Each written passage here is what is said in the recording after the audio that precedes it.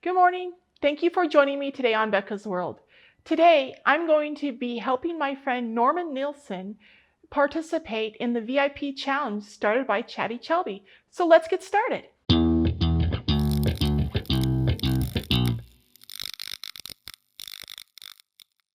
My name is Norman Richard Nilsen Jr. I am from Nassau, New York, a small town east of Albany, just west of the Massachusetts border. And I'm 52 years old. I am a semi-professional bass guitar player for 38 years. And I'm sure I'll play till the day I die. Question 1. What caused you to be blind or visually impaired? The condition that caused my blindness is known as retinitis pigmentosa. It is a genetic glitch, if you will. The proteins do not get properly delivered to the retinal cells, causing random pigment death. So eventually it's all gray tissue that's not usable anymore. And I also have a cataract condition on top of that. If they were to be removed, it really wouldn't do much but take away the light refraction that I probably see. At least I'm assuming that's the cataracts have everything to do with that. Question 2. In 3 words, describe your vision. Non-functional, yet not totally dark, with randomly scattered light refractions.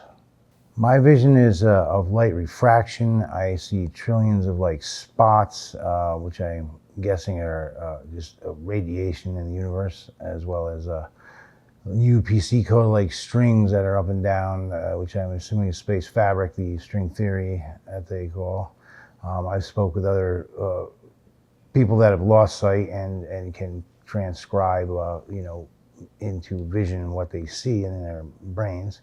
And they, people with absolutely no eyeballs see the same thing I see. So it's an uncommon thing. It's just, I suppose if you're born blind, it's probably a little harder to translate what you would see in your mind. But there's definitely vision beyond the optic nerve. Question 3. What is the hardest thing to do being blind? The hardest thing to do being blind is to live independently in the mobility sense. You have to get hours of professional instruction with a comprehensive program to learn how to properly use a cane and or guide dog. And you can't get a guide dog till you can properly use a cane anyways.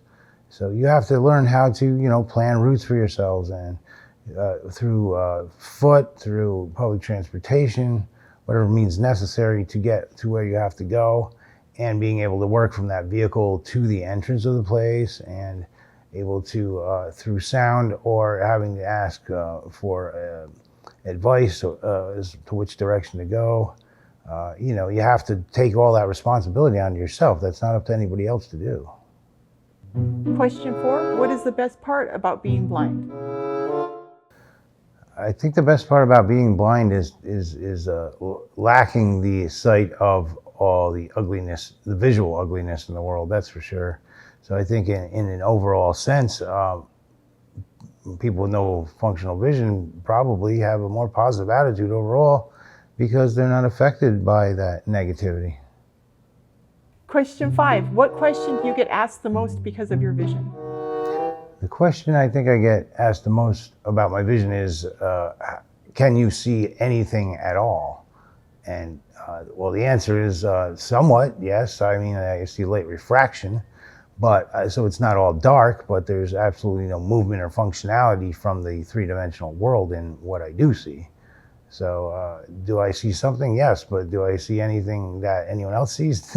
No, not at all. Question 6. Do you use a cane, a guide dog, or neither? I've been using a cane since I was 23. I was legally blind at 20. I had night blindness my whole life, so I probably should have been using a cane at night, but I was stubborn, and eventually I decided to get cane training at 23. So I've been about 30 years using a cane. I had a guide dog within that span for 11 years. It was a big help. I mean, it about increased any mobility like threefold, I'd say. Really, you can move a lot quicker get around a lot easier. But again, you have to have a comprehensive knowledge of the grid work of the town you're in and be able to command the dog where to go. He's just a medium for your lack of vision. He's not going to think for you your routes, your addresses, your transportation. That's up to the blind person's independence to get the training in that area and take the bull by the horns and just be responsible for your own life. Question 7, what piece of advice would you give to somebody whose life is being impacted by blindness? The best advice I can give to anybody who is gone blind or is going blind is to get your comprehensive training through whatever vocational rehabilitative programs there are in your state. It is free, and you are a fool if you don't get it. There's no way you can be a full, independent, blind person, going throughout life, getting where you have to go on your own. Nobody else can do that for you, and it takes a lot of repetition and a lot of instruction to get to that point. At least a year to a year and a half minimum, but it's so worth it. It is just day by day. You just can't look at the big picture. You just get up every day and do what you got to do to get the training, and by the end of it, all of a sudden you've amassed this great skill of independence. Question 8, what advice would you give to a sighted person about interacting with a person who is blind? Any sighted people that have not dealt with blind people before, well, there's two types of blind people. There are people who are newly blind that really rely on others for help. And then there's the independent blind people that have been blind for a while, have had their training, have had a lot of life experience of living independently. So when approaching a blind person, the best thing to do is ask them, or have you been blind long and have you got comprehensive training? And whether trained or not, depending on the situation, someone even fully independently trained might ask a human guide, now and then, just to expedite time frames and such, deadlines.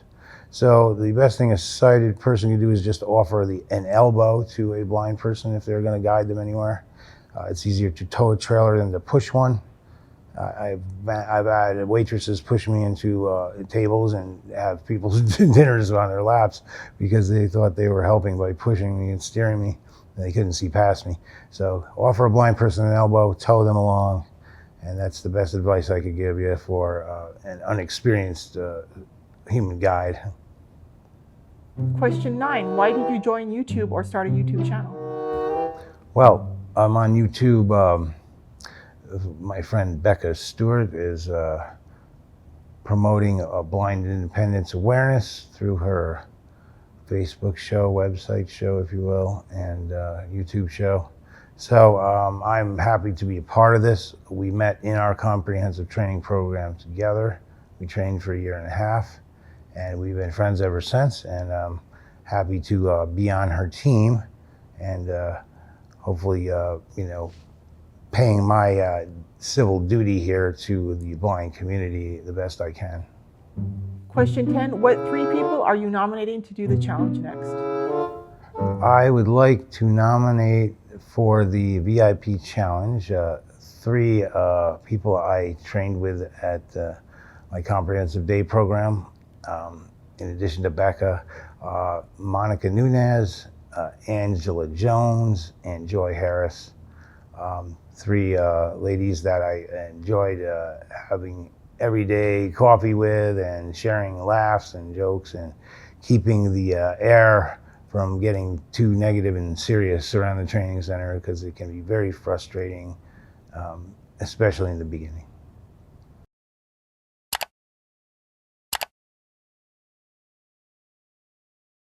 Well, in closing, I'd like to say that life is an ebb and flow, and whether you're losing one sense, you gain others. It is life is an infinite wheel of improvisation and possibility. So don't ever get stuck on one spot in life. I mean, there's a compensation and modification is the key to getting through life, no matter what your situation is. Thank you for joining us today on Becca's World. I would like to thank Chatty Chelby for her great idea of starting the VIP challenge, and I would like to thank Nilsen for participating today. Don't forget, like, share, and subscribe, and I'll see you next time.